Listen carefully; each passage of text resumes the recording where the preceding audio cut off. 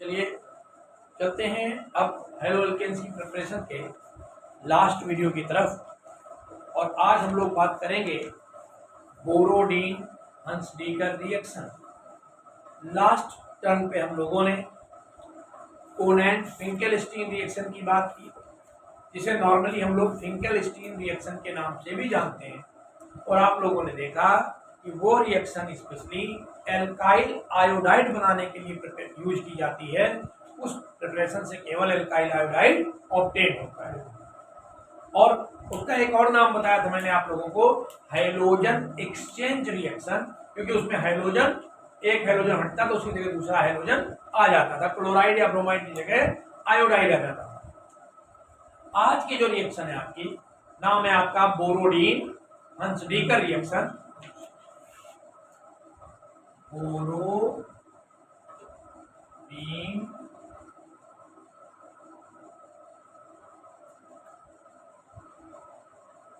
Hunsdiecker reaction, कहीं कहीं इसे केवल बेटा हंसडीकर रिएक्शन कहते हैं। ये रिएक्शन स्पेशली एल्काइल ब्रोमाइड की प्रिपरेशन में यूज की जाती है। मैंने आपको PCl3 PCl5 SOCl2 से रिएक्शन बताया, जहां एल्काइल क्लोराइड बनते थे। ब्रोमाइड आयोडाइड बनाने के लिए मैंने कहा था रेड फास्फोरस और साथ में आप ब्रोमीन या आयोडीन ले लेंगे। फिर मैंने आप लोगों को अल्कोहल की रिएक्शन हाइड्रोजन एसिड से कैसे करते हैं, उनसे क्या प्रिपेयर होता है, एल्काइल में क्लोराइड ब्रोमाइड आयोडाइड तीनों चीजें। तो आज इस रिएक्शन में हम लोग ये पढ़ेंगे कि इस रिएक्शन से हम लोग क्या मिलता है, एल्काइल ब्रोमाइड। इसकी थ्योरी जो है आपको बता दें, क्योंकि इस साल की बोर्ड एग्जाम में ये रिएक्शन पूछी गई, तो आपको एक लाइन की थ्योरी लिखनी होती है। व्हेन एल्काइल ब्रोमाइड बनाने के लिए इसको यूज करते हैं, देखिएगा, when silver salt of monocarboxylic acid, when silver salt of monocarboxylic acid react with bromine in presence of CCl4 carbon tetrachloride, then alkyl bromide are obtained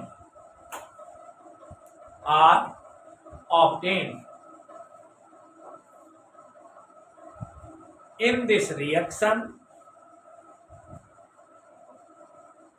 The alkyl bromide obtained has one carbon less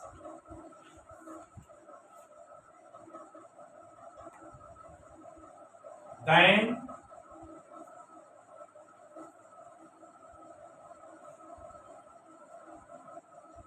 silver salt of monocarboxylic acid। जब monocarboxylic अम्लों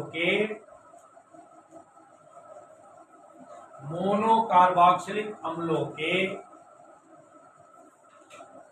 silver लवणों की क्रिया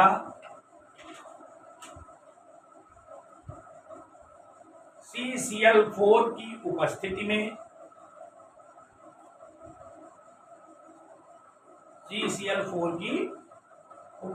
में, bromine से कराते हैं, तो alkyl bromide प्राप्त होता है। एल्किल ब्रोमाइड प्राप्त होता है। इस अभिक्रिया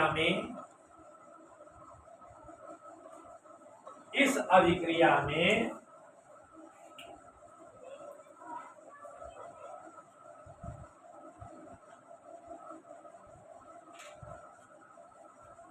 बनने वाला एल्किल ब्रोमाइड में, बनने वाले एल्किल ब्रोमाइड में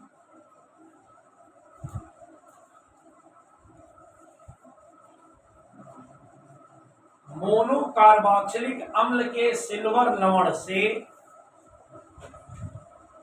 मोनोकार्बोक्सिलिक अम्ल के सिल्वर लवण से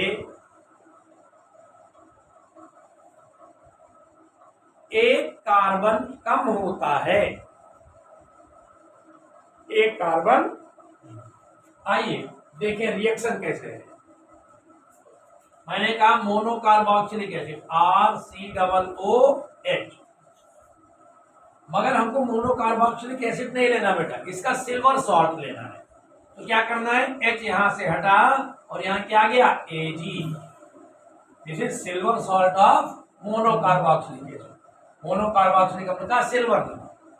अब इसकी रिएक्शन करा दिया आपने ब्रोमीन से, Br2, Br single bond Br2 हो गया। ये रिएक्शन CCl4, देखिए ध्यान से, यहां से निकल जाता है AgBr, क्या निकलता है AgBr, यहां से निकलता है बेटा CO2, क्या निकलता है। इसी वजह से एक कार्बन कम पड़ जाता है, क्योंकि ये वाला जो कार्बन है ये CO2 के फॉर्म में अलग हो जाता है, और ये जो एल्काइल ग्रुप बचा ये इसके ब्रोमीन से जुड़कर क्या बना देता है, एल्काइल ब्रोमाइड, यानी RBr प्लस CO2 और प्लस AgBr। इस तरह ये रिएक्शन याद रखिएगा। अगर आपको, आपने यहां पर सपोज कर लीजिए CH3COOAg ले लिया, नाम क्या है, इसको तो सिल्वर ही बोलेंगे, सिल्वर, और दो कार्बन पे कॉमन नेमिंग में एसेट बोलते हैं, और उसमें एस्टर में जोड़ते हैं क्या, एट, तो कॉमन नेम क्या हुआ, सिल्वर एसीटेट। IUPAC अगर आप लिखना चाहें तो सिल्वर और दो कार्बन पे एच, तो सिल्वर एथेनोएट। अब सिल्वर एसीटेट की रिएक्शन जब हम लोग Br2 से कराते हैं तो एक तो यहां से बेटा AgBr निकल जाएगा, यहां से CO2 निकल जाएगा, इसका CH3 इसके Br से जोड़कर CH3Br plus AgBr plus CO2, ये बन गया मिथाइल ब्रोमाइड, मिथाइल ब्रोमाइड। एक बात ध्यान रखिएगा, जो भी आपको एल्काइल हैलाइड यहां चाहिए, यहां का एल्किल ग्रुप सेम आपको वही लेना है। अगर यहां एक कार्बन वाला एल्काइल ग्रुप चाहिए तो एक कार्बन वाला लीजिए, दो वाला चाहिए तो दो वाला लीजिए। क्यों, क्योंकि नॉर्मली तो दो कार्बन है यहाँ, मगर एक कार्बन CO2 के फॉर्म में अलग हो रहा है। तो अगर आपको इथाइल ब्रोमाइड चाहिए यहाँ, तो आप लोग क्या लेंगे, CH3 CH2 COOAG, common name, silver को सिल्वर ही लिखा जाएगा भाई, सिल्वर। तीन कार्बन पे कॉमन नेम बेटा प्रोपियोन, प्रोपियोनेट, क्योंकि एस्टर के कॉमन नेमिंग में लास्ट में एक जोड़ा जाता है। और आयुपैक नेम लिखोगे तो सिल्वर प्रोपेनोएट, O8 जोड़ देते हैं IUPAC। एस्टर की कॉमन नेमिंग में 8 और आयुपैक नेमिंग में O8 जोड़ देते हैं। तो अब इसकी रिएक्शन जब आपने Br2 से कराई, क्या बना भाई, यहां से AgBr निकल गया बेटा, ये यहां से CO2 निकल गया, इसका ये एथाइल ग्रुप और इसका Br ग्रुप, यानी क्या बन गया, ethyl bromide, CH3 CH2 Br plus AgBr plus CO, ये आपको बन गया इथाइल ब्रोमाइड या ब्रोमोइथेन। ठीक है, और इस रिएक्शन को हम लोग बोलते हैं बोरोडीन हंसडीकर रिएक्शन। इसके अलावा बेटा इथाइल ब्रोमाइड की जब लेबोरेटरी प्रिपरेशन करते हैं तो उसकी लेबोरेटरी प्रिपरेशन दो तरह से होती है। पहली, दोनों में एक चीज कॉमन है। क्या कॉमन है? दोनों में आपको एथाइल अल्कोहल लेना ही लेना है।